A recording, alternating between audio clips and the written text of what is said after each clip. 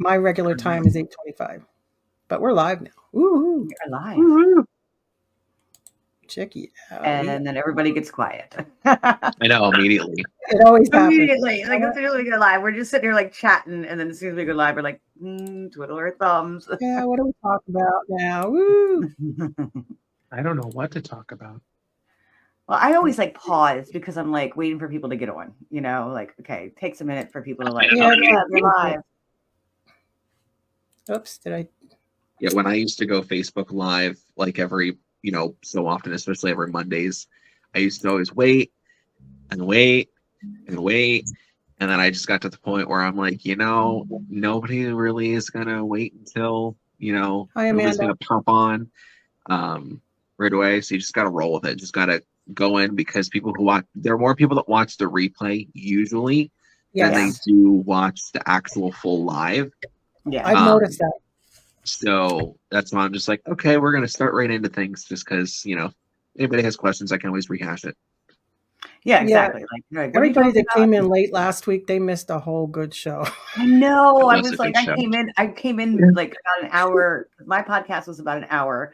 So I came in about an hour after that. Like I immediately just jumped right on because I knew I wanted to be on. I should have wore a pad because I almost peed myself several times. Seriously, we're at that age, right? Like, yes, John, you don't understand. It depends what's going on. Like, you can't relax. Ooh, that was a good one. Yeah. He gets plenty of practice because him and his siblings have all the old jokes, all the old comments. Oh, yeah? For me. Listen, write a book, John. We love you, but it's okay to tell us your stories from when you were, a special little savior's babysitter. What? Oh, move along, John. Welcome to Crossroads, everybody. We need that story. That could be later in the show. There you go. Hello, everyone. We're on Crossroads. We're finally live. We're going a little early today. Like what, 3 minutes? Yeah. Yeah. My co-hosts tonight are John Covey and Debbie Covey. Hi. And our special guest tonight is Stacy Lee. Hello. Hi. Anthony and Sabrina are going to be visiting Punxsutawney. How do you say it? Punxsutawney. I always say it wrong. Yeah, they're visiting Phil. I know. I've always wanted to do that. Have you guys ever done that? No. No. But I'm sure they'll get lots of pictures. Sure. Oh, I'm sure. And they'll share to everybody. Yeah, I've always wanted to do that. I heard like some controversy, like they were trying to like get rid of it out for a man. And no, they were going to flip a coin. Or that's right, the coin. But they did. I also, when I read that article, it said that they at one time offered them a live person, a man, to live in the cage all year long and come out and give his protection. Are you kidding? I'm not kidding. That's insane. And I'm an animal spirit, like I'm an animal person, animal spirit guide, all this stuff. And I'm not against PETA, but some things are just a little too much for me. I agree. I'm not, I don't know. He's like a pet and he's very spoiled. He's very spoiled. Oh, yeah. He's more spoiled than I am. He gets, I would totally like live in his cage and be fed all day and be able to hang around. That's all they do is hang around anyway. Yeah. So there we go, Mom. Jody can domesticate a groundhog. I'll domesticate my raccoon. I call the raccoon. I'd be like, no. No, please, no.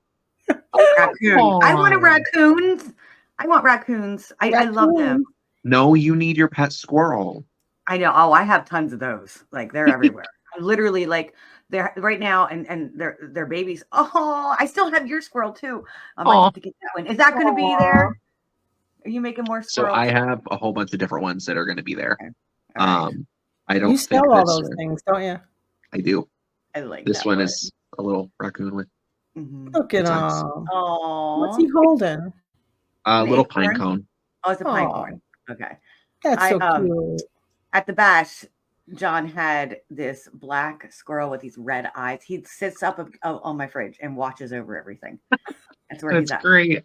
Mm-hmm. You'll be Yep. surprised. I do have a couple different squirrels. Okay. I do have You more. did that on purpose because you knew I was going to be there. John and Yeah. I, just so everybody knows, are going to be together at the Undead of Winter Oddities. I guess it's And where's that Oddities at? show. And Dark it's Arts and Oddities Festival. Yes, Dark Arts and Oddities Festival in Milton, PA, which is, I guess, just south of you, just south of Williamsport. And Yeah. when is that? North of Sealings Grove, south of Williamsport, off of Yes. 81. It's called the Shoe Factory. Hi, Cindy.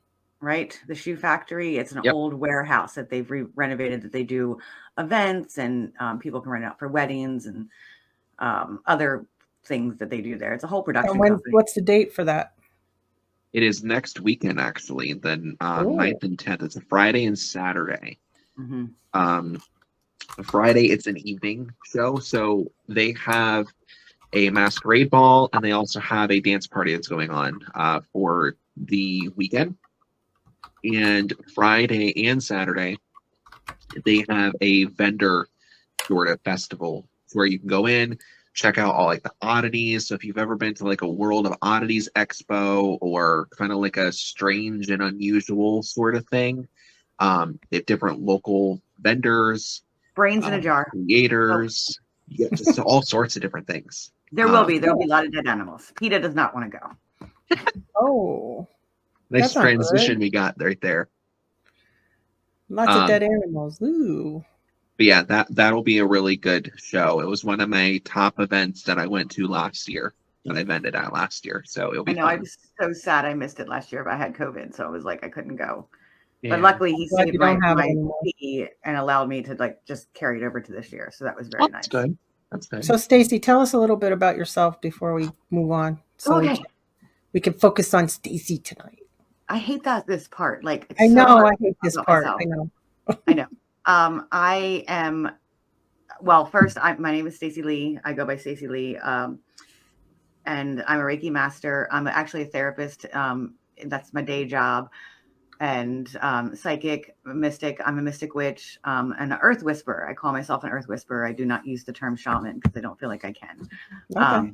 That's just my personal. I feel like you need to be given that name by either a tribe or an order. I focus more on druidry and druid shamanism, Celtic shamanism. So I feel like an order would have to give me that title as a shaman.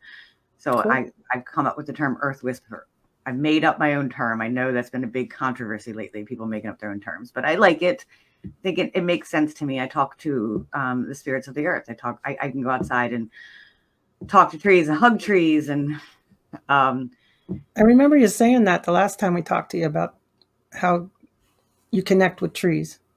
yeah, I've always done, ever since I was a child. Obviously I connect with spirits too. I can talk to spirits, but I definitely have a stronger connection with the spirits of the land, and talking to like each spirit. I believe that every living thing, every plant, tree, animal has a spirit to it. And, I go out there and I can feel and hear these messages, like whispers of the wind, like Pocahontas, I guess you could say. But I think that movie, Pocahontas, is what kind of started this for me. And I'm like, I'm going to go out there and see if I can hear messages in the wind. And I could. And Wow, that's cool. it's just learning how to talk to the land and listening to that ancient wisdom that's there. That's really cool. I wish I had that ability. We all do. I We know, do. but I don't know if I can channel It's taking the time. Yeah, it's channeling. I think we all have abilities, and I think it's just taking the time to learn it, to learn how to do it, to spend time in nature. Do you like being outside? Do you like being in nature and around? I mean, you hold a camp, don't you? Yes. Yeah. Yes. So No, you the team camp. spend up. Yeah. I mean, and I'm sure you've like, think of it this way. Like, we've been listening to the Farmer's Almanac. We've been listening to nature forever. Mhm. It's not as mystical as it sounds. Like it is, but it isn't. Like right now I watch these eagles. They're called, it's Jackie and Shadow. They're at Big Bear Valley in California. And I've been watching them for years, and she's getting ready to lay an egg. And Wow. she actually laid 3. She laid their last one last night. Well, we're hoping it's the last one. She never lays 3. So I'm thinking like she's done. But they had a snowstorm today. So you could see, like, you could pay attention to them. And I was able to watch them. And I might be a little obsessive about when I watch them. Like, they're on all the time. Like, they're literally on my phone right now over here. And you could see, like, they're getting ready for the snowstorm. And you could see, like, okay, I think she, like, last night, she's like, I got to lay this last egg because this snowstorm is coming. They're getting 24 inches and it's like horrible blizzard conditions. Wow. So, yeah. So I think, like, that's something, like, you pay attention, you can see what the animals are doing and read these messages, like, with our weather, with things that are happening in our earth. That's just a simple version, although there is more mystical, but I think we all do it. Have you ever heard the term when the cows lay down, like, it's going to rain? Yes. Yeah. We've been reading animals since the dawn of time. Yeah, my dog does things and I know when things are going to happen. Mm-hmm. I think he understands English very well. Animals know more than we do. They really do. Like, they're smarter than us sometimes. I believe that. I think they really have a gift of God inside them. Mm-hmm. They're here for a reason. Exactly. And I feel like these animals and these trees and the plants, like, and that goes back to me being in this fairy world, like, you can do this very mystical viewpoint of these fairies and you can go that mystical direction and go into more magical thinking with fairies and trolls and gnomes, but you can also go into a very structured, like, not almost scientific of, like, yes, certain things have to happen in nature for other things to happen. And, like, right now, like, today is Imbolc, that's the festival of lights, basically. Not festival of lights, but it is a Celtic festival turned Christian. Christian is Candlemas. Is that how you say it? I'm not quite sure I don't know. if that's how you say it. You're teaching me something new here, hon. Okay. So Imbolc, it's been celebrated by many different traditions. It's traditionally come from a Celtic festival, the Bridget, the goddess Bridget in Ireland. And it's celebrated on February 1st and it goes to February 2nd, and it marks the halfway between winter and spring. So today is like the halfway. This is our Puxatani Phil. That whole reason where that comes from is from this festival and from the ideas around this festival. Everything's enmeshed anymore. We know that Christmas is enmeshed. All the holidays are enmeshed with pagan and Celtic and Christianity stuff. But it's you can start seeing the first signs of spring. If you go outside today or within the next couple of days, you'll see the stupid little daffodils coming up that they know they're going to get snowed on next week. I always call them stupid little daffodils. We just got rid of the snow. We don't want no more. Well, we have one underway. You just shush. I don't want to hear it. We always get a Valentine's Day storm. Then let it wait until after next weekend. I remember it snowing one time in May. I mean, it was ridiculous. I don't remember May. I remember like April. Many years ago. I'm showing my age now, but it was at April into May. And I said, no, wait, this is supposed to be April showers bring May flowers. Yeah, May. April showers bring May snow. Yeah. I love snow. I absolutely love snow and I love cold weather. But I'm ready for the sun. I'm ready for the sun to come back. Well, my daughter lives in Alaska. They get snow all the time. It never goes away. I could live in. Well, I was just talking to Andrew Darling, and he's in Wyoming, and he's like, oh yeah, he's sitting out in his garage, and I was like, isn't it cold out there? He's like, oh, it's like 20 degrees. Like that was warm. Well, I went there in June, and every picture I took of the mountains, there's snow on them. Yeah, and that's in June. He took the photo outside. There was like 5 feet out there.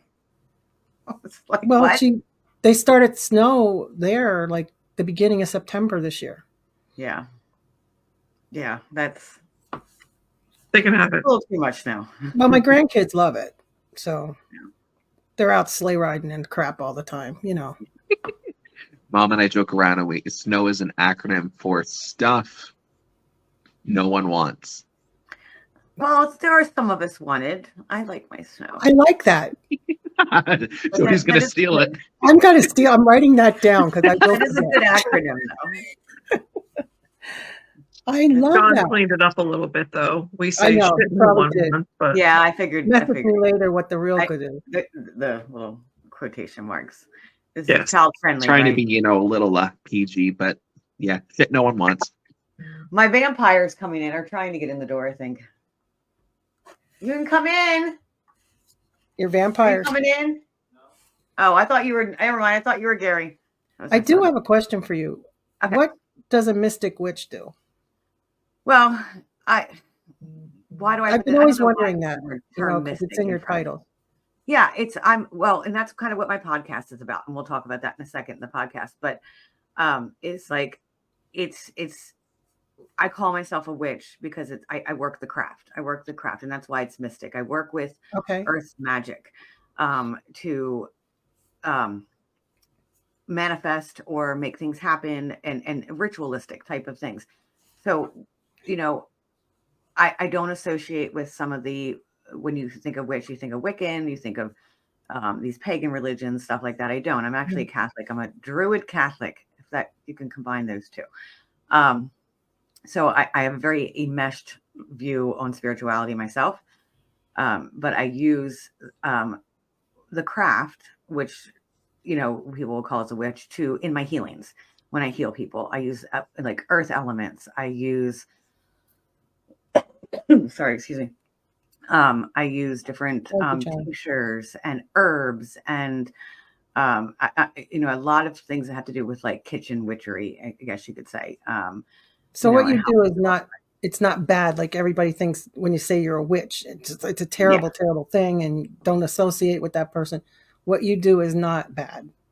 No, and that's where exactly, like there are like in every style, like there are like dark and light magic, if you want to call it that. Right. I hate even using those terms, but there is people that do practice like more of the hexes, like a black witch and a white witch. Yeah, like a black witch and a white witch. Yes, if you look at it that way. Yeah, because people associate witch with somebody you shouldn't be associated with. You know what I mean? Like, so I want to clarify to anybody listening and maybe listening later, that's not what you do. No, not at all. No, right. I am a light worker. I'm a healer. I do work in the dark, in the shadows of people's stuff. Like, so it's not like I'm hexing people, but I'm drawn towards negative energy to be able to transmute it into positive. So I do focus a lot shadow work. I work a lot of people with shadow work. I mean, I'm a therapist. That's what I do. Like we work on, this is my stuff, my trauma, all my junk, all my baggage, and let's look at this. So I do a lot of that. Like, let's look at your baggage and how can we bring it to light. So I do tend to be in more of that. I'm not a toxic positivity person, like where everybody's like, just be happy and think positive thoughts and everything will be okay. But like, no, we have to deal with the dark crap. We do have to deal with our shadows and look at our dark side. So that's kind of like where I'm at in that dark area, because I sometimes tend to look very dark. But no, I'm a healer, and the term witch, and that's why I started the podcast, because I want to redefine it. Not redefine it or bring it to light. Like the term witch, has a very negative connotation. Like that's why I wanted to clarify with you. Yeah. And even to this day, I think I was watching something the other day. For instance, like the dictionary definition of witch. I actually have my notes from my podcast. This is what we talked about on my podcast last week. The New Oxford Dictionary on witch is of magic, especially for evil. And with the Cambridge is actively performing magic to help or harm. That is more in line of, what witchcraft really is. Okay.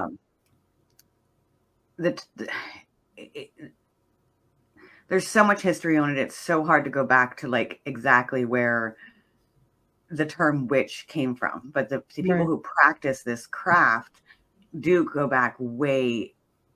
And some people do, they do spells. They claim they're doing spells and all kinds of stuff to hurt people. And I just wanted to clarify, that's not what No, I don't. Which There are is people that do. Yeah, there You are know? people that do, and that makes it bad for everybody else. It is, and it is. And I do believe like that's karma. It'll come back on you. If that happens, like, I don't call what I do spells necessarily. I call them intentions or rituals. Okay. It's my intention. I have an intention behind it. And like, for instance, the full moon, the full moon is, historically really good for releasing. It's a good time to shine a light onto the dark self. So you release. So there is a ritual ceremony that I do where you write on paper what you no longer want, and you burn it, and you release it, and you do it. It's very ceremonial. Fire is very ceremonial. You should rewatch the podcast. I'm gonna watch your show, and I'm gonna figure out how to do that. Yeah, I sell kits too. I sell moon kits. So okay, there you go. Cool. And see, this is something that I feel is really important, because a question that I get asked a lot from, like, being at work. I work at a comic book store. So there are some people who are, curious about what I do. And there's some people who are just like, I'll stick to reading my Spider-Man stuff over here. You do you there, dude. But at the end of the day, it comes down to, we all practice, we all do rituals. We all set intentions. We just don't realize it. Okay. So an example I like to give is simply sometimes saying, today's going to be a good day. You're putting that out there. You're setting that intention. I mean, that's as simple as that can be. Or even a ritual, as I am going to, I had it here. I mean, anything that we really do that's on a higher level, where sometimes it can almost be like subconscious, where, I have the same, procedure that I do every morning. I have my own little ritual on this is what I'm going to do to get ready. Like, I know my mom has one, as she gets ready every single day before going into work. Yes. You get into these patterns, and it puts you in this state of calmness, and it puts you in this state to kind of figure out exactly what you're wanting. It's all a spiritual sense. Spiritual and spiritualist stuff all comes down to your intent and energy. So even myself, now I don't practice, witchcraft, sort of say, I don't go through and do a lot of, said ritualistic things. But for those who have watched my lives before, for example, I have a little saying that I do before I do readings for people. I do it every single time I read, because it states my intention and it shows my guides I'm ready to work. Yeah. Everybody does this without even realizing it. And it's not a bad thing. And I think that's an important part of why I kind of chimed in with this, is that people think that when you do rituals, it's all like dark and serious and bad and ritualistic stuff and Satanism and blah, blah, blah, blah, blah. When it's as simple as going through and having a blessing or saying a prayer, it's the same thing. Same thing. Let me read a quote that I have that I found. It's anonymous. I don't know who wrote it, but it says, witches call it spells. Christians call it prayers. Spiritualists call it manifestation. Atheists call it the placebo effect. Scientists call it quantum physics. Everyone's arguing over its name, but no one's denying its existence. And it's basically very good. I like that. I don't know who wrote it. I didn't write it. Tracy has a question for you. It says, do you ever use herbals or ingest natural plants to heal people? I can, and I do myself. And this is where you're going to be very careful because of the FDA. So in my work, I can suggest to you based on, like, there really isn't much laws. I can't sell you a tincture. I can't sell you a tincture I've made that says this is for medicinal use, because the FDA has a very strong hold on what you can claim as medicinal use. So I got to be very, very careful. But in my practice, if I have someone on my table and I'm doing an intensive healing treatment, and I feel like, hey, you know what? Some peppermint would be really good for your spazzing bowels. I would, create a little herbal mixture for them to do that. So it is a fine line, like, of what I can say that herbs can do. What is the most thing when people come to see you, what do they come to see you about? Like, what is, What's the I don't know number how, one thing that they come to the number visit you one, there you go. The number one Um, thing. recently, it changes a lot. Recently, it's been therapy, and I'm going to call it spell work because, you know, I hate to use that word because there is such a negative Hi, connotation on it, but Michelle. they're coming for you know, helping with cord cuttings. Like that's something a lot of people are doing, and it's a lot of shadow work stuff. Like, but readings, I think my readings are probably the most, but I do incorporate like Reiki into my readings. Sometimes I'm like, okay, let me put hands on and, you know, stuff like that. Like we were at the Hoover House and we were doing last weekend with the Peaches. And so you know, there was something going on. And then one of them, I'm not going to name names, it's for her to talk about it. But I ended up, I was like, can I put my hands on so I could get a better reading? Because I feel like, I don't know about you, John, like you are way more gifted than I am when it comes to like talking to spirits, but I need to put hands on. When I put hands on somebody, I can get a lot more off of them. So, I but mean, it is more readings, shadow work stuff. I think that the reason why a lot of times, and I do this too, I don't, of course, do a lot of Reiki treatments. Both mom and I are both certified in Reiki as well, but we're not Reiki masters. And Mm-hmm. so what I usually do, if I have somebody that says, you know, I have this stuff going on, I have this funk going on, what can you do to help me? I usually try to do what I can do as far as like I call like an aura cleanse. Mm-hmm. And so a lot of times I will look at their etheric body. So there, for those who don't know, your etheric body is your spiritual body. What Yeah. I always like to tell everybody is if you were to take your hand and you were to go about, you know, what was that, 2 inches? No, it's about an inch and a half, 2 inches, somewhere in there. When you start to feel the heat coming off of your physical body, that wave of energy that's right there is your etheric body. It's about 7 layers above your physical body. And so when I do an aura cleanse, that's what I see. That's what I try to tap into. Now, Stacey, I don't know for you if it like how it is shown, but for me, it's almost like it comes in colors, It and does for me or I too. will see certain symbols or certain things. A lot of times, you know, for those who do Reiki, you'll see like hooks or chains or cords, um, or different things like fishing line or what have you I that see can be cords a lot. attached to Mm-hmm. okay, so there you go. I mean, it's you see those things, and as a Reiki master, it's your job to kind of go in and remove that and then Mm-hmm. heal that spot of where it was. Yeah. And then moving past that, it comes down to what you're going to do with it. So for people who don't really know, I always suggest, you know, to go to a Reiki master because they can go through and do that, tap into your chakra system, tap into whatever you're doing, and give you that full read. So it's really cool that they're, you know, doing that with you. Yeah. And that's, you know, that's, I get Reiki myself. I get regular treatments. And I give Reiki a lot. Usually in my home, when I'm going to shows, it's a readings, but I like, if I'm here for a weekend and I don't have any shows, then people are like, hey, I'm coming over for a treatment. I want to come over for a treatment.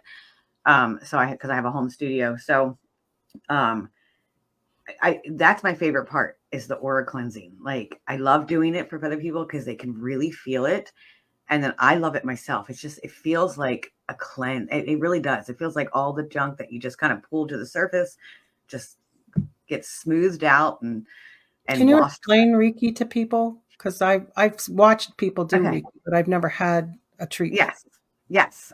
It is a hands-on healing technique from Japan. It is energy. It is based on, I like to like, we all scientifically, we know that we're all made of energy. And as John was saying, we have these layers, you know, of energy surrounding us. I don't know if you've ever been to an aura photographer and you can see the different levels of light around you. So we're all energy. So I'm attuned as a conduit of energy from spirit to, I call spirit, that is just what I call the greater person or whatever you want to call up there. I'm attuned to draw energy from spirit. I also draw energy from earth to balance and give this energy and help people to heal themselves. Reiki in itself is not an all healing, I have cancer, I'm going to go get Reiki. It's more of a complementary medicine. They're actually doing it in certain hospitals now. It's deeply relaxing. And the power of our hands, like say you hit your elbow on as you're walking it on the, door frame. What is the first thing you do? Grab it. Because we have power to heal. Yes, we grab it. And that's the essence of Reiki, what Reiki is. Like we have this power within us. All of us do. Some of us are just more attuned to it. And that's what the going through as a Reiki master is getting attuned and then learning how to do attunements. That's the only difference really between a master, John, and what you guys have is I can attune other people. How do you become a master? Do you have to go to another class, John? Yeah, you'd have to go to a certification for it. Yeah. See now, and this is kind of my next question, from that is, what type of Reiki do you usually use? Because there are different types. There is. And there's lots of controversy about who was first. But I am, I always forget. I don't know how to pronounce it. I have dyslexia. So it's Usui Reiki. Oh, Usui. Usui. Okay. Yeah. Usui Reiki. He is actually the father of Reiki. He's the one that he was a doctor in Japan, I believe. I don't have my little Reiki book in front of me, and I don't give this speech. That's okay. But I do have a YouTube video on it. So he was a doctor in Japan, and he was trying to heal people, and it just wasn't happening. He like sunk into this deep depression. Sounds very much like the Buddha story. He goes off and meditates and just spend some time in silence, because that's a lot of that's in their religion. That's what they do when they're struggling. They go spend time in silence. And this image came to him, like of this light, and these symbols came to him for Reiki. And it's like these different symbols that you learn that you use. And as he's coming down the mountain, he like bumped his toe, and he started putting his hands on it, and like it started healing. And then he would stop at these villages and would heal people. He's like, I got to tell people about this. So then he started this center where people would come and get healed. And then from there, he ended up teaching people, and everything was free. At that point, it was all free. Like there was no charge. People weren't getting charged to become masters. They didn't pay the thousands of dollars that I did to become a master. So it has changed a lot when it's brought over to America. It became mainstream, and and that, like it normally does. But Reiki in itself is meant to help. There are some people that believe we shouldn't be charging for it. That it is more of a honor for us to be able to do that. But there's controversy there. But that's Tracy kind of the Reiki I practice. Tracy has another question. She said, what do the different aura colors mean? Okay, that I am not an aura reader of colors. I can see auras. John, do you know? That might be something what the different colors mean. Well, do either of you? So this is what I do, and this is something that Mom and I both learned. When you work in metaphysics as a reader, as an intuitive, and you do readings for people, whether it's psychic or mediumship, or even with Reiki, you create your agreements based on what you are intuitively being given. Mm-hmm. So you have your different clairs. There are four main ones: your seeing, feeling, hearing, and knowing. And as a clairvoyant, you'll see the different things. With the agreements, when you sit down and you ask your guides and you say, okay, what does this mean? The first thing that pops into your mind is, what is that agreement for you? For example, whenever I am, doing mediumship readings, one of my first questions is I ask, who are you and how did you pass away? So for example, if I'm picking up on a mother energy, then I will feel this warm, calming sensation. Whereas compared to if I feel it's a more grandmother energy, ironically, I will see a cookie tray of like cookies, a cookie sheet being pulled out of the oven with cookies, and that's my agreement Love that. intuitively being shown that it is, you know, a grandmother energy. A grandfather energy, I actually see my grandfather's tractor. They show me that. That's a sign, symbol, and omen. With colors, I feel they are a little different. They tie specifically to your chakra system.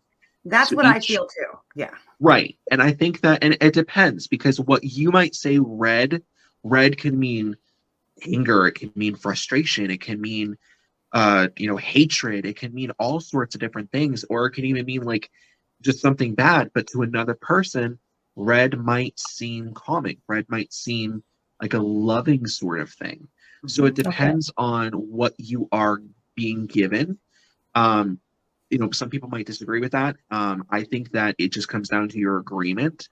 For me, like, I again focus on the chakra system the most. Yeah, that's so what I if do. I'm doing an aura reading, and let's say I'm seeing purple along the throat here, or I'm seeing purple along right here, usually I will tell them that first off, I feel like what you are dealing with on a physical level may not easily be seen, because purple ties directly to the third eye chakra.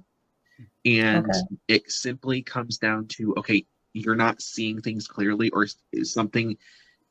Usually when it comes to physical stuff, again, we as intuitives are not licensed professionals. So we can suggest things, but that doesn't mean that we can say this is what this is. So colors aren't really written in stone or anything, you know. Correct. They're not. It's what you're seeing. Yeah, Correct. they're actually not. If you Individually. Googled it, someone would say blue means this and someone would say blue means that. And it really is Right. very personal. And it goes back to like what it means. I do art therapy with kiddos. And so when like I'm like, okay, here's my big bag of paints. And I'm like, pick a color, tell me emotion that you're feeling right now. I'm feeling angry. I'm like, okay, so what color is angry for you? You know, so I would say red. Yeah, a lot of them say red. See, you want to really be angry to me? What? Orange. Black. Oh, orange. Orange. Yeah, well, that's close to Mine red. orange.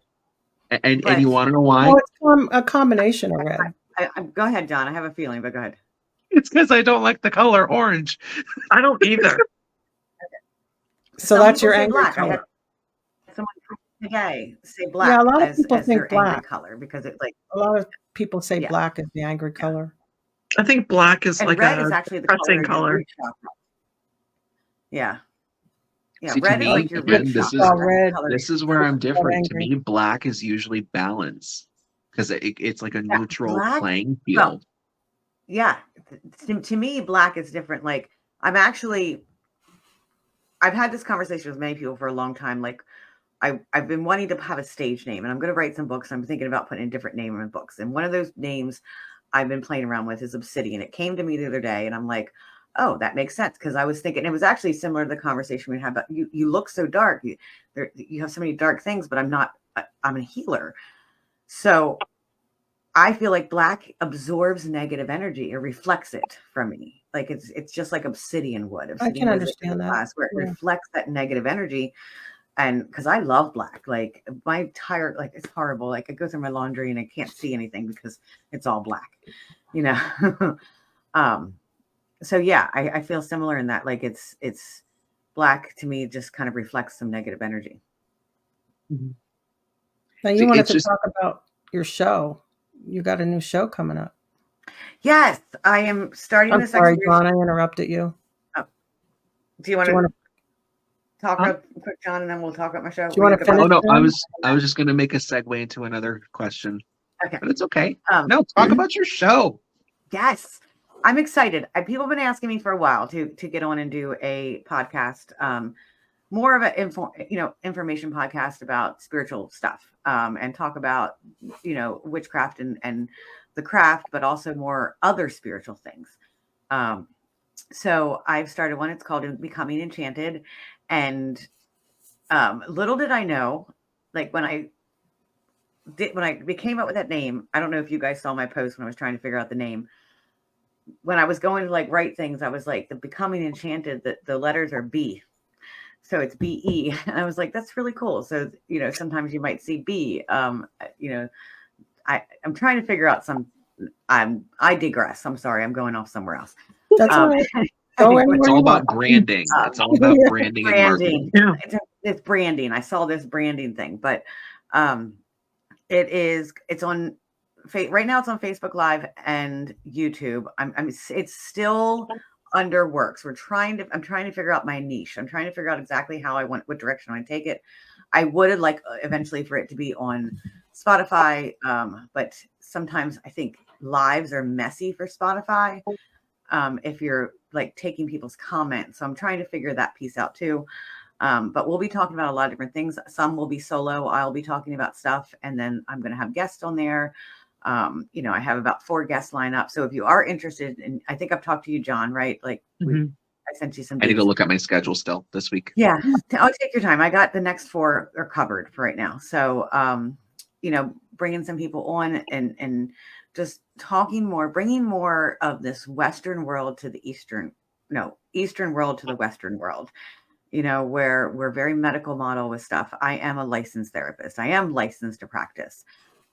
So that is something like I really see it more holistic. My goal eventually is to have a holistic private practice, but I do need a little bit more supervision before I can go off and branch out on my own. Because I'm licensed, but I don't have the clinical license. I'm still working on that. And then I can be independent practice. You're busy. So I know. Sometimes I wonder what am I doing? But most days it's like I'm here to help. Like, and I'm not just saying that. I'm not one of the people who are like, oh, I just want to help others and make everything happy and cheery. I really have spent much time in the darkness myself and wondering why. I mean, I've been at my lowest of lows. I mean, I have stories that's what I'm writing my book on, but I have stories. I was going to say, write a book. Yeah, most people would be just astonished, shocked at some of the things that I've been through. And, I was like, I'm here to help others through that, and I know that now that's my purpose. I don't hate anybody. I've never been capable of hate. I'm able to see how every single person is a product of their environment or a product of things that they've been through. And that's why they act the way they do. I don't believe anybody is inherently bad. So I don't know how I got there, but that's okay. It was meant to be. Yeah. Yes. I just go with the flow. So your show started last week, right? There's your motto. Great show. What? Go with the flow. What's your motto? There's your motto. It was meant to be. Go. It was meant to be. Oh, there we go. Write it down. Yes, write it down before you forget it, because I will too. Down.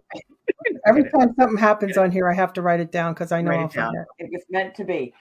Just like snow. There you go.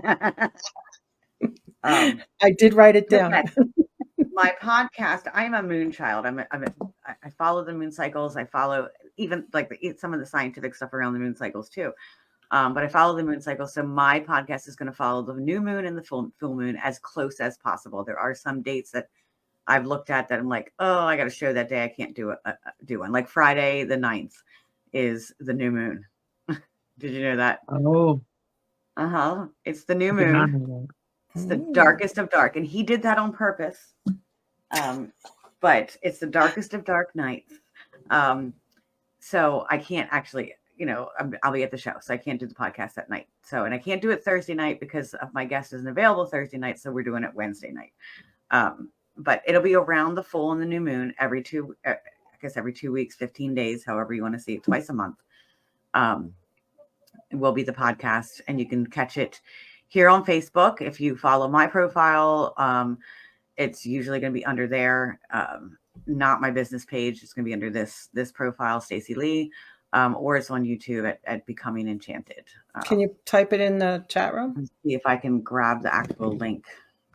If I go to a tab, can you still see me? Yes, ma'am. If you're doing it now, we can still see you. I'm on a tab. I just want to make sure. Okay. We see, yeah. See what's nice I have too? 3 YouTube channels, so I got to find the right one. I was just totally off topic, but I was talking with somebody else again at work, and they came in and they were like, "I found you on YouTube." And I'm like, "Oh?" You They're like, found "Yeah, me. I found you on YouTube." I didn't know I was lost. Oh yeah, I should have said that. I like that. That's good. That's a good one. I didn't But know I was you lost. know, I used to do that religiously back in 2013, 2014, Yep. and I just stopped. I mean, life got in the way, but Why can't you I know, comment? oh my gosh, It's not you letting me can't. comment. Mm-mm. That's weird. You can't get in the chat room. No, it won't let me. I can comment in private chat. Here's my link if you guys want to copy and paste it in the private chat. But for the comments, like it doesn't give me a little box to comment. Go on my Facebook page where I have it, where it's live, Okay. and you can comment in there. Okay. Let's see. All right. And So then, if you guys, yeah, you can follow under that profile too when I comment, either the YouTube or follow me on. so anybody watching, feel free to share this live Crossroads tonight onto your profile. It really does help Jody out. It helps out the show. And it also helps out all of our guests who do pop in. You know, and if you have any questions, again, feel free to ask, hang out, chat it up, Yeah. see. If you have not said hi, say hello to everybody. Yeah, a lot of times people are watching, but you're not seeing the number. Yeah. So if you're watching, let us know. You can say hi. You can say pop in the chat room. But yeah. There's a lot of other podcasts going on tonight too. Yeah, ask this Stacy lady some questions, you know. Hi, Susan. So doing what you do as an intuitive and doing what you do as a medium, as well as doing all of your other accolades and all these other different things that you do, what do you find to be the most challenging thing as a service for clients? Oh, boy, you threw one out there, John. Let me take a drink on that one. Yeah, you might like okay, so like doing readings for people, doing card readings. Hello from Mary. Hi, Reiki, Mary. So on. Like what do hi, hello, Miss Jersey girl. Hi, Susan. I see Susan. So I don't know if this is an answer to your question exactly, but I have two worlds that I live in that are very similar. I'm a therapist that work with people in the shadows, work with their shadow work, and I do the very scientifically evidence-based practices that, you know, we have medical model type stuff, but, you know, like CBT, DBT, motivational interviewing, stuff like that. And then I do tarot readings.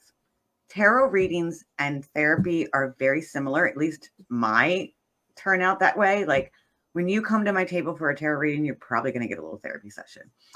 So what's really hard for me, it helps, but it's hard for me is that when I'm working with my clients in the other world and I see auras and I see spirits with them and grandfather comes in or grandmother's coming in and I'm like, what do I do here? Like, because I can't, it's hard for me sometimes to keep those worlds separate.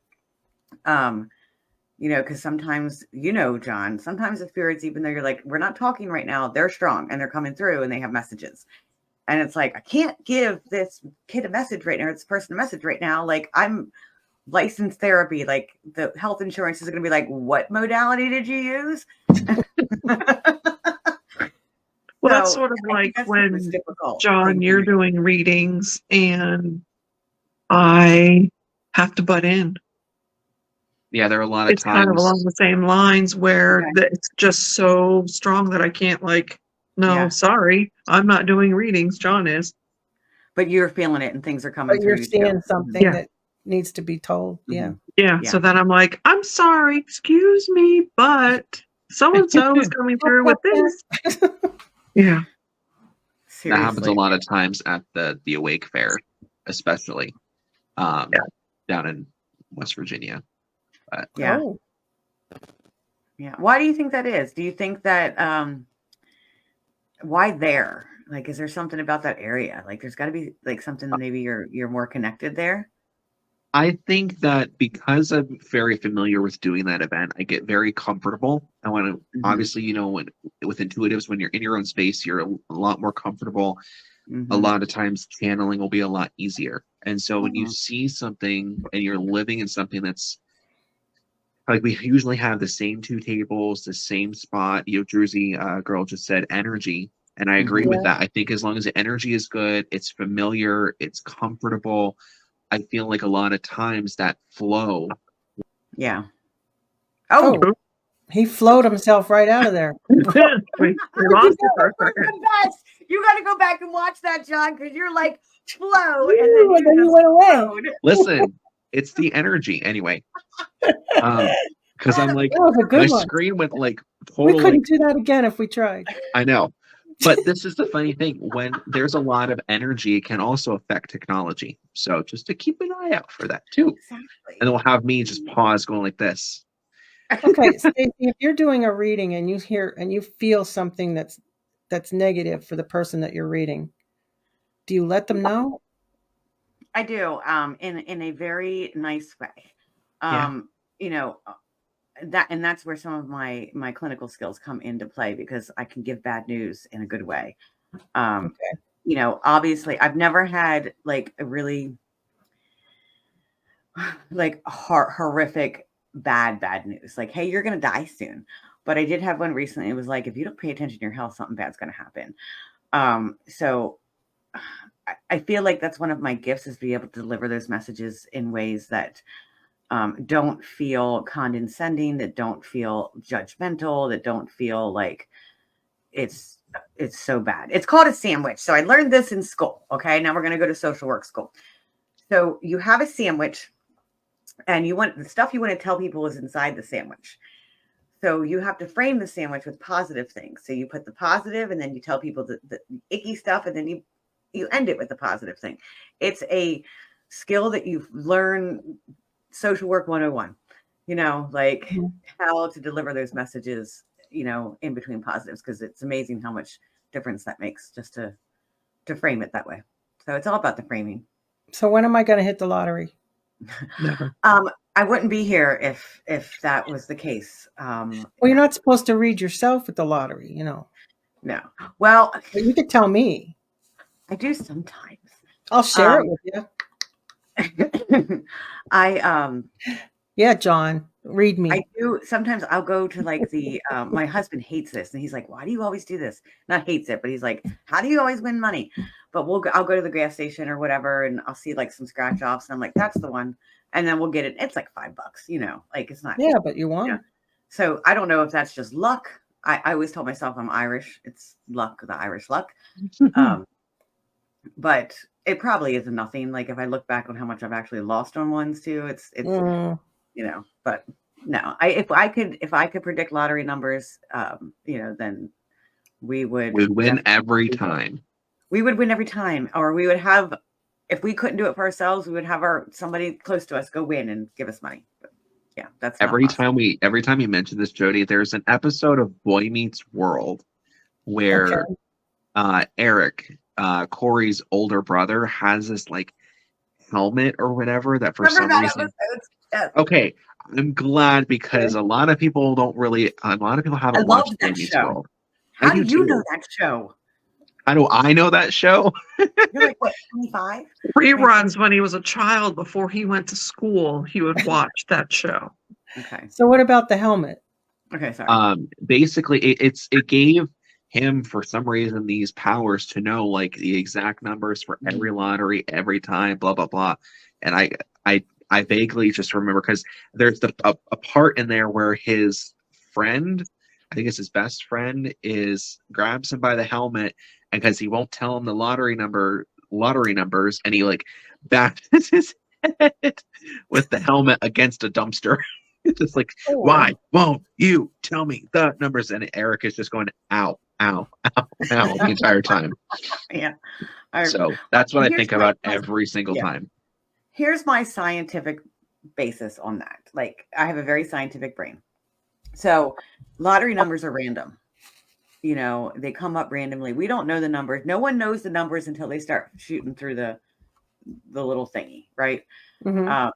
So our work isn't random. Like, we are talking to guides. We are talking Akashic records. Like, this is stuff that's imprinted. Lottery numbers aren't imprinted in the Akashic records. I strongly believe, like, we're drawing from, that's my belief, we are drawing from this hall of records, whether you want to call it the Akashic records or something else.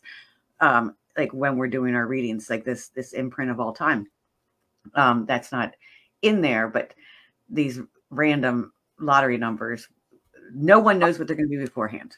Like, and that's why I think readers can't pick up on lottery numbers. That's my take on that one. That works. So, John, what's your thought on the Akashic records? Like, what is your experience with it? Like, I've been exploring it lately. I'm actually in a class right now, studying it. So the interesting part is I really don't know much about them. okay. I will tell you, I'm waiting for Mom to chime in because she a while ago was simply obsessed, literally obsessed with wanting to learn not just hers, but to learn about them Okay. and to and about that sort of thing. So you might need Poor to send Debbie. some class info over to a certain somebody that's up that way. Yeah. Yeah. I wanted to learn. I mean, of course, you need to learn how to read your own first Mm-hmm. before you can read somebody else's. So I've tried a few times to read my own, but I have been unsuccessful. Okay. And I would love to. Like, I am a mystery lover. Like, to me, that's one of the greatest mysteries. And I so would keep love to be it able out, to at John. least read my own. Yeah. Yeah. And I read my own accidentally. It came to me and I didn't realize what it was. And I reached out to, some people that I had, my guides and stuff. And it did. And it came very different to me from what a lot of people are saying. I don't feel like it's very static. But I did, mine was accidentally. So then and I started picking up on it in my Reiki sessions. And that's when I was like, oh, I need to find out about this. So I don't know much yet. I do know that I do feel like it goes back to Atlantis and is it Lemuria? Those ancient civilizations. I just, for me, it connects there. But yeah, I want to learn. I don't want to talk too much about it because I don't know a lot, so I don't want to say wrong things. Right. But yeah, it's fascinating. It's just fascinating. Yeah, it's just like one of those untapped areas of metaphysics that a lot of people don't talk about because I think they don't know how to read them. And I think a lot of us are, and we don't know we're doing it. The more I'm learning about it, I think we're actually working with in that hall of records, and we don't know. Yeah, that could be. See, it makes me think, like, how do past life regressions work and how do they compare to Akashic records? It seems like they're very similar. It does. And it's all part of it. Like, to get those, it's Akashic or Akashic records. Tracy just asked. Some people call it Akashic. Some people call it Akashic records. So I believe those past life regressions are in. So Akashic records in general, from what I've learned, is like an imprint of every emotion, thought, thing that ever happened throughout all of time. It's this very collective type conscious. So there's this library that we can access, not like going to the library. Some people need to access it through a library type thing, like where they're in meditation and they go to a library and pull out a book. Like that's one way to access it in a meditation. But it's like this energetic field of information that has been recorded throughout all of time, imprinted in our time. It's very quantum physicsy to me too. Unable, like I do think there's a big connection there with that quantum physics and Akashic records. All the sciencey stuff, John. Yeah, like string theory and like, the fact that when we view things that that's cool, Susan. when we look, I had dreams about mine. Yeah. Like, see, look, now we're getting comments when we start talking about Akashic. People are fascinated by this, and people have had experiences. I think a lot of us, and Debbie, I guarantee you've probably had an experience and don't realize it was an experience. Like for me, I was in just my normal meditation. I had done my yoga and I was doing my meditation and I was just trying to relax. And I went really deep in my meditation. I've been meditating for 15 years. So, I can shut my mind off. And I went into the ocean and I was under the ocean and I met a sea turtle, and the sea turtle came and took me to this place, and it was, and this rock, and on this rock was a siren. And I literally heard this siren calling. And if you know me, like, I know you hear all this stuff about trees and earth and woods, but I grew up at the ocean, and I do feel like that is more where all of my stuff is at the ocean.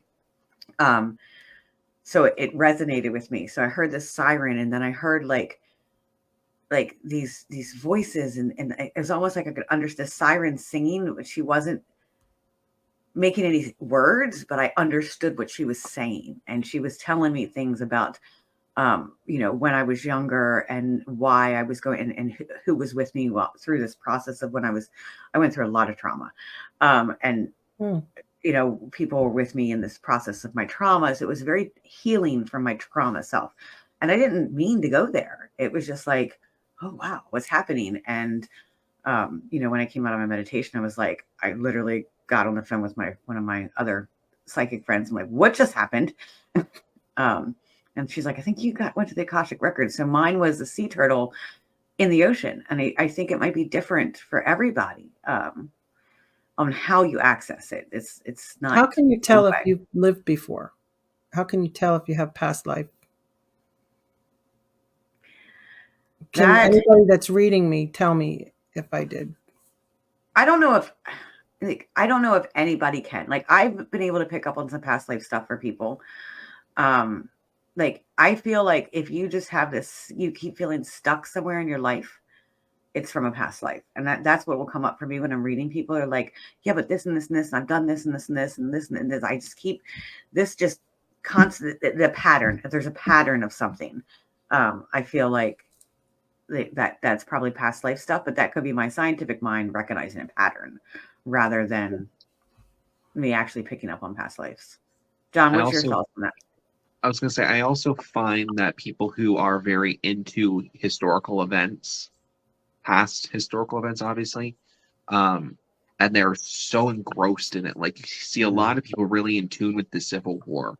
You see a lot of people really in tune with Gettysburg, with World War II, like big traumatic world life events, or even some smaller events, whether it's a Native American event that happened. Like around here, there's the Plumtree Massacre that happened. It just really depends on the circumstance, but usually people who are so driven and so interested in wanting to learn more and learn everything about this topic, and just, it keeps pulling you in and pulling you in. Mm-hmm. It makes me curious to know if they're experiencing things from a past life. Like, for example, for those of us who are in the paranormal field, you may know Taryn Kerper. She's really big. Taryn Kerper Paranormal Group, little shout out. I think she's on live right now, isn't she? Hopefully. But she's really, really, really in love with Gettysburg. And very much so. It makes me think that could she have experienced something from there in a past life that makes her be so engrossed in. I think she was Jenny Wade. Sorry, I'm just going to say it. I picked up on that before. Do dreams indicate, like, if you keep having the same dreams, does that? I would say yes. It's possible. I can look at somebody. I don't know about you, John. I can look at somebody and know like they're an old soul. Like, so I feel like they've been around. Like, it's more of a knowing and a feeling that I have about people, but to actually like pick up on those past lives. And I think Sarah just had a really good question. I hate to like cut you off. No, go for it. She says she tried to access her records, and when I hit what I looked like a glass black wall, I tried to touch it, and I came out in a huge jump scare. So that happens a lot for people, is like they get scared. They get scared of, like, you probably did see something, you're not remembering it. Your subconscious is like protecting you from something. To me, I'm feeling like that is some kind of shadow work that you're not ready to access and see these things because you need to work Right. on some stuff. Well, Susan has a good thing too. She thinks we all have some souls that are older than others. You might get a scent or Trauma. a memory that triggers your mind. Yeah. Yeah. Yes, I do. Yes, I scent. I'm a big scent person like that. Mhm. Scent. Yes, if I smell something, it brings back like a memory that I'm. Yeah. And Yeah, and sometimes you just have memories and you're like, I don't know where that came from. Yeah, And that's sometimes it could be what I mean. past life. Like I'll smell something, I'm like, why am I thinking about this? You know, Yeah. I don't remember ever doing that. When you have good things and bad things, and I think it comes down to determining, like what you were saying, Stacy, is it a memory or is it a memory that you can recall versus a memory that you're just like, why do I know this? Where do I know this from? And why do I keep come up with thinking that? Yeah. Yeah. It really just comes down to it. Like Sarah said, with trauma, I mean, trauma is a huge thing that can dictate one's spirit. It can affect one's soul, and it really determines where you go and where you move forward with it. And then, having those certain triggers, no matter how big or how small, can really determine, your next steps. So it's a very fine line. And I'm gonna do this again. Hopefully it doesn't cut me out. But it's a very wishy-washy road to follow, not only as, a therapist, as a licensed therapist, but also as an intuitive, because you are trying to, doing what I do personally. My job as a medium is, while I'm trying to help the other side, and I'm trying to help, I know the wave. I love it. The wave. It's going to be a new thing. It's a new wave. Welcome I to can't Crossroads, do it like he does. everybody. I know. Welcome to Crossroads, Go everybody. wavy. And we're gonna learn some editing skills, and every time he does that, we're gonna like. There you go. Just off. do a wave sound. But doing what I do and being as a medium, your job is not just to talk with the other side, but your job as someone who reads clients and someone who reads people is to take the individual from mourning the loss of their loved one or mourning the loss of what once was, and take them into remembering. And that's the key part about where trauma can really dictate how easy someone can move. Because obviously, there have been some clients that were just like, oh my gosh, this is just lifted a whole weight off my shoulders. And there are others who I still have as regular clients today, that I've been, very fortunate with, communicating for years. Yeah. And I'm sure as a therapist, you will see that, because there'll always be, repeat, clients. Stacy, when you read somebody, do you read future? Can you? I do. I read. It's hard to explain. I'm trying to explain it the best way I can, but I do. Like sometimes I do pick up on some things that are going to happen in the future. I'm like, hey, like this 6 months from now, pay attention to this. In this area of your life, stuff like that. But a lot of times I read, mine tend to be, okay, this is what you need to do to get where you need to be. This is the areas that, and I think a lot of it does come from my background. Why am I hearing a dog barking? Am I just hearing? Yes, I'm sorry. No, it's okay. I was like, I'm making sure that I was actually hearing a real dog. Okay. Yes, you are. I'm sorry. He's a pain in the butt. But oh yeah, I love what Sarah's saying. But yes, I'm gonna go back to Sarah. You can read it, but it just there is a lot of that future things that do come through, and it all depends. It's all different for every person that sits at the table. It depends on what they need to know. I call in their guides, I call in my guides, and I say, tell me what I need to know. And so it depends. Sometimes they're not ready to hear future, so they don't show me that. So Sarah's like, when Owen, my son, was little, he referred to me as his new mommy on more than one occasion. He would say, my old mommy wouldn't let me do this. And my old mommy had bigger eyes than you. So I believe he's definitely an old soul. That fascinates me. These kids that come in and have these distinct memories and can give these distinct descriptions. And they have found out that they're true. I think when we were young, so fascinating. Isn't it like a certain age? Like Mhm. Like when they're really young, they're more Yeah, open. before Usually you're around like 3 to 4 years right? old. Yeah, Yeah. they're so much more open to it. Hi, Pam. Ma'am. Mwah. I miss you, Pammy. Yeah, about 3 to 4, I would say is like, yeah, it's fascinating. I kept like, I have 2 children, and I kept thinking, okay, do you remember anything? I would sit there like they were born, and I'm asking them, do you remember anything before this? Like, they didn't. But Yes, I miss you very much, Pam. I know my middle child, he would say things like off the wall, and I knew what it, it's like, okay, Matt, I didn't discourage him from it. And now as he yeah, got older, he still can see and different things, but he kind of keeps it to himself because yeah. he's Some in the people Air are Force, so afraid. he doesn't want people to think he's crazy. That's what I was gonna say. Some people are afraid of like this view of it. Yeah, Yeah. Listen, He'll tell me things, but he won't tell other people. You know what I mean? yeah, from my perspective, growing up, it was very challenging because not a lot of people even then knew or wanted to know more about, intuition, wanted to know more about even just the paranormal in general. And I'm very fortunate that mom was into it. And, she would always tell me different things. Like when I was younger, when I was 5 years old, what was my favorite movie there, Mom? The Village. From M. Night Shyamalan. Really? love It's M. Night fine. Shyamalan. Oh, I'm like, So- holy crap.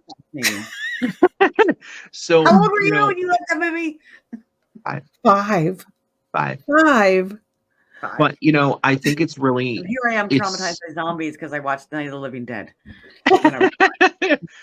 I find it really interesting how some kids, and it does depend on their souls, it does depend on their spirits. Some children will experience different things, and sometimes their soul. Not to go on a tangent, but a lot of people, I feel, in my personal opinion, and everybody, you have your own spirit. Who you are as a person is your spirit. That is when your body is done, your spirit will continue on. And that's what we connect with. That's the intelligence. Mm-hmm. What we talk about with the soul is, I feel separate from the spirit. To me, and give me like throw in your thoughts with this too. Okay. A soul to me is different because I feel like it is like a book. When you are born or when you are, conceived or so on, however you view it, when you are the beginning stages of who you are, your spirit is sat down at this desk. It is given this book and it's set down in front of you. Every person has a different book. Everybody will experience different things. It's like writing your own chapter in this book. Yep.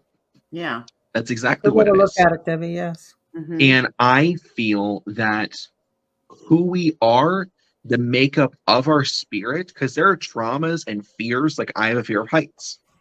I don't know where it came from. Well, some people have fears of water or fear of the dark or different things. We all have different fears, and that's the best way I can put it for others to understand. We don't necessarily know where those fears came from.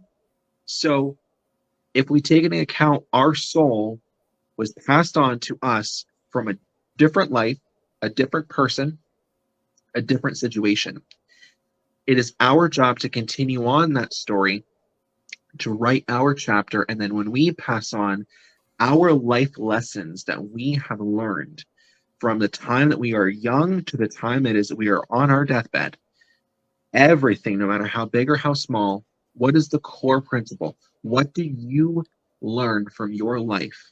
Mm-hmm. What life lessons did you learn? You'll write that down, and then when you pass on, that book gets brought on to the next person. And that's the Some Akashic books. Yep. That you just pretty much explained it. Is that serious? Yeah, but- Okay. But there's Yeah, karmic I'm serious, lessons yeah. that we need to learn too along the way. Right. Yeah, and that's what, like, you keep coming Yeah. back. Akashic Records believes you keep coming back until you learn all the lessons. Maybe you need to learn to forgive. Maybe you need to learn to, I don't know, what are some other life lessons that you're learn? Whatever you want to learn, but you have to keep coming back to do it. Because it's like Very true, Sarah. Very if true. your soul didn't learn the karmic lessons in this life, your karmic lessons will carry on to the next person with this soul. So it's like they need to get learned to be dropped. It's like they have to be learned to drop off for the next person. And if you didn't learn them, they're going to carry on to the next person. And that's why sometimes you have spirits who experience these traumas in life that they can't move past. And sometimes it feels that's where I feel it's that brewing of that perfect spiritual haunting, where if they have unfinished business, or they have this guilt, or they have this really just stuck mental and emotional state where they just feel like they can't be at rest. And perfect, as cheesy as this sounds, when we watched the TV show Lucifer, when they were talking about the hell loop down in hell, each person lives in that same sort of thing. I feel they depicted that very, very, very well. It's like Groundhog Day. Not like Groundhog Day, but the movie. But get it because it's tomorrow. I gotta shut my window. I realized I opened it and it's cold. But I think that, and for those again who are watching, it's cool to see the different comments here. Sarah's making some very good comments. Thank you for commenting too. The more comments people make, the more this gets posted out on Facebook too. Yes. Yeah, and it's nice because Sarah said, I feel like going towards the light is your soul literally entering your new vessel as a baby. You're in a dark womb, and now you are exposed to all these lights, and that's the light I believe you see. I'm glad you're still here, Cindy. Yes, it's always nice having Cindy here each week. Yeah, Cindy's our biggest fan. Aw. Love her to death. Hi, Cindy. It comes down to each person, in my opinion, each person will experience different things in life, and we have the free will to decide what we're going to do and how we're going to determine that in our lives. Yeah, free will. I feel like we got the big bottle there. Yeah, but you'd see, like, I know. that's supposed to be done by the end. But wait, what time is it supposed to be done She's by? like this. It's like this big giant bottle. I'm sorry. 7 p.m. It was supposed to be done, and I'm not because I switched over and I had a beer. She's chugging. But I think that for those of us who are energy workers, those of us who are intuitives, those who use our gifts to help people, and even those who may not sit down to read people, but those, if you have, I will say this, and everybody who's watching, do you have, and just say yes if you do you have a lot of people who come to you to vent, to get your advice, to want to hear your opinion? Or do people just come to you to explain their problems? Or you go to the grocery store and someone just tells you their whole life story. Yes. Yep.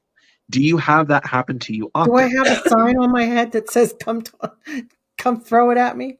A lot of us who are more of an empathic ability are healers. There we go. There are the yeses. That's awesome.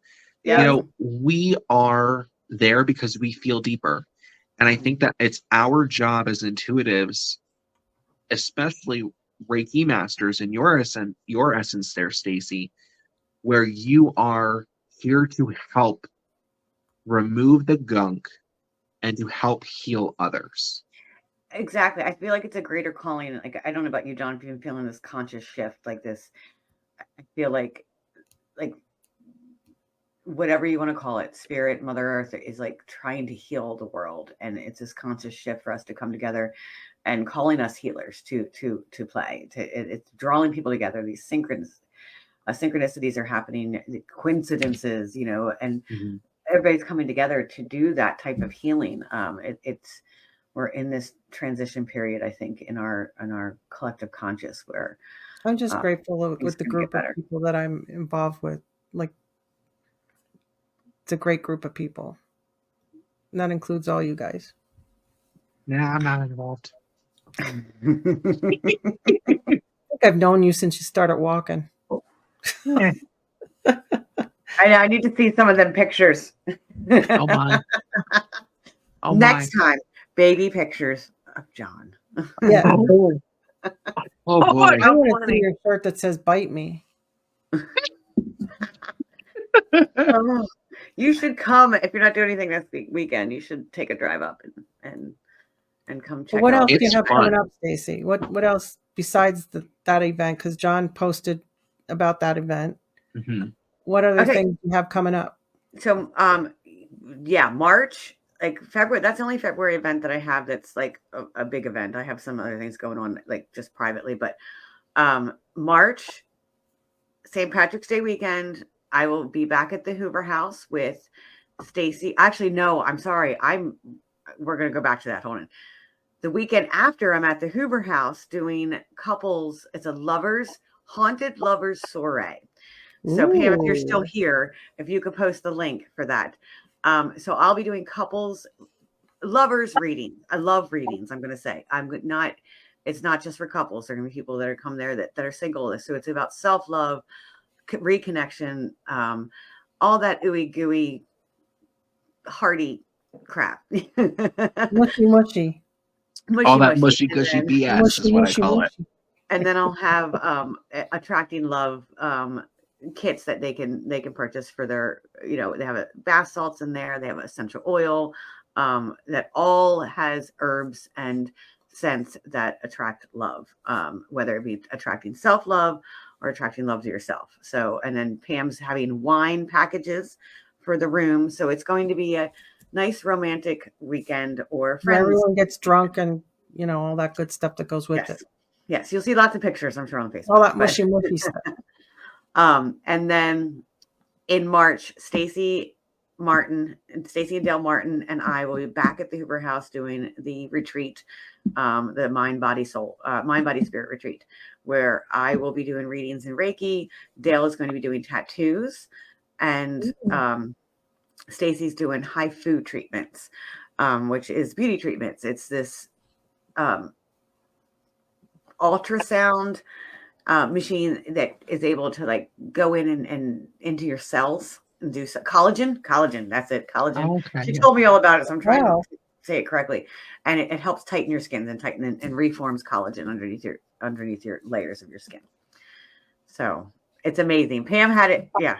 So it is amazing. I watched it. Like she would do one side of people's faces, like because we did this in January. She did one side and like this side would be more lifted than this side. I'm like, Ooh. You got a facelift out of it. Oh, nice. and she can do full body. She does face, neck, stomach, thighs. Yeah, I have this belly All that I need lifted.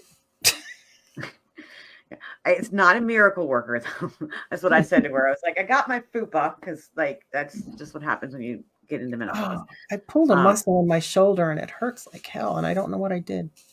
Did you sleep wrong? I said, who'd you smack? I don't know. I don't know. I must have lifted something and I don't know. Yeah, so that's I need my stomach done too, Tracy, and like a good facelift, Yeah, it's really cool. It's a really cool treatment.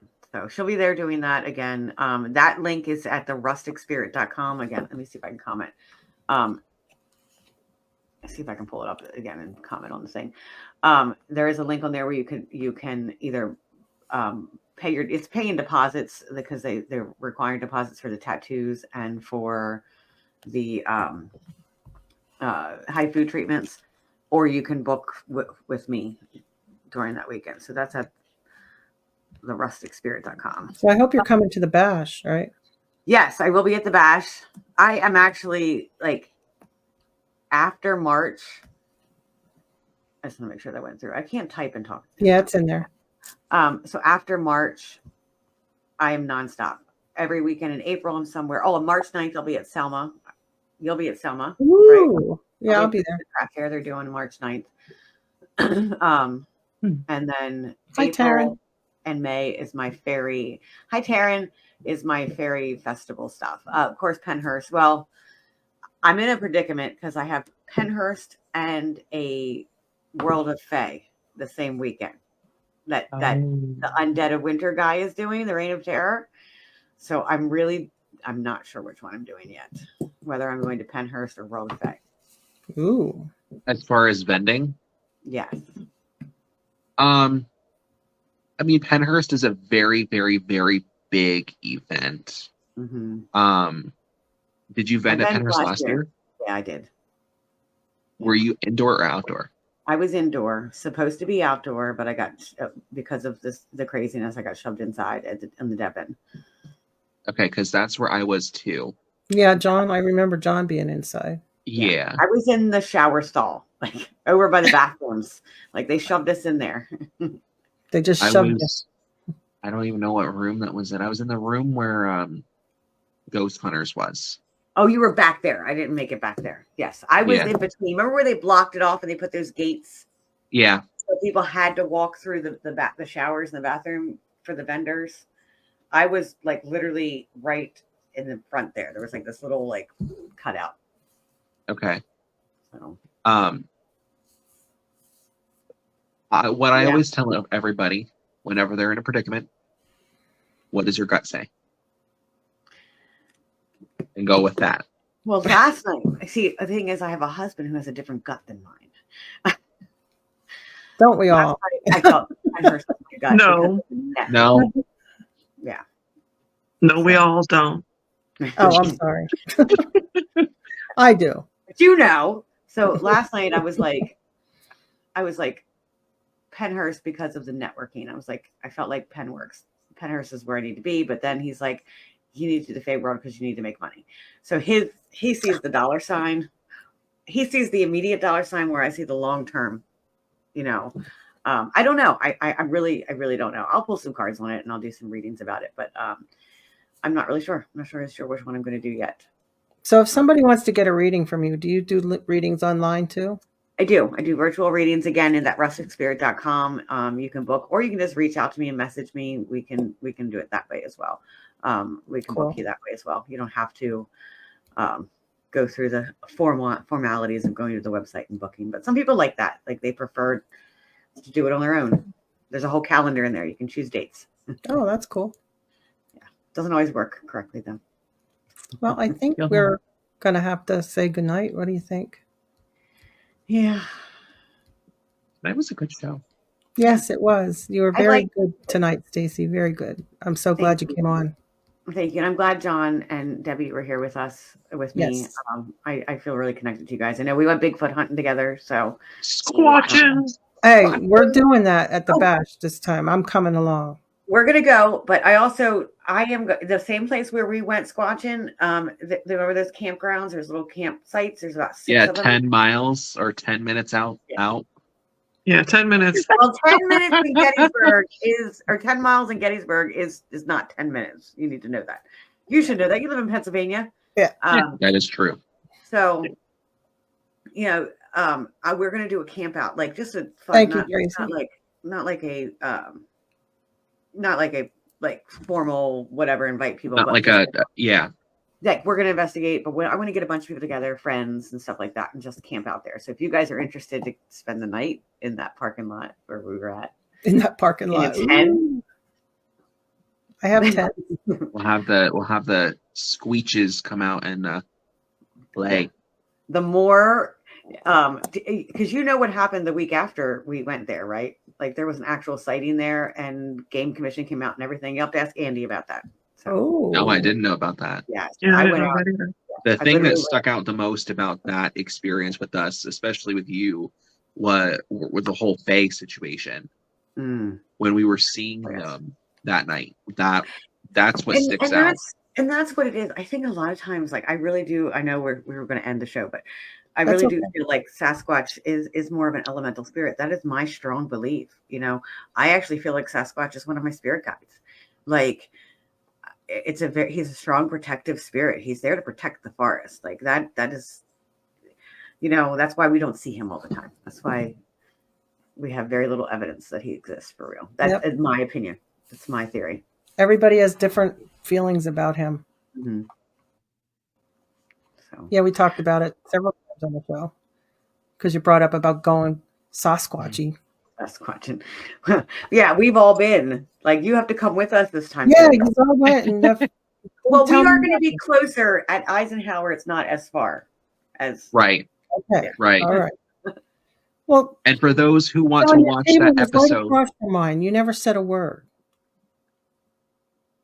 I'm sorry, say that again. I said his table was right across from mine, and he never said a word that they were going. what, me? Yeah, you. Oh, we We didn't didn't know know that we until were the going. very he was last going. We minute. didn't know that we were going I until thought it was 30 minutes before we were going to go. I was Oh, like, oh wait, they're going. I had no idea. Like I thought it was just going to be Steve Dills and Chris Vaughn, Andy, I, and Gary, and then so I was like, more the merrier. It's like this is cool. But I think you no, got dragged Yeah, into I'm it. looking forward to it. I know Cindy really wants to go. She keeps always saying she wants to go. Pam, you're not going to take. We're not going to take pics. You're coming with us. Yeah, you're coming with Pam. You're going to be the bait. We'll just hang you out there on a tree. You're going to out there and tell them some of your jokes, or you're going to play tricks on them. there you go. Oh my God, Bigfoot would be out there laughing his ass off. Yeah, Pam's going to be like.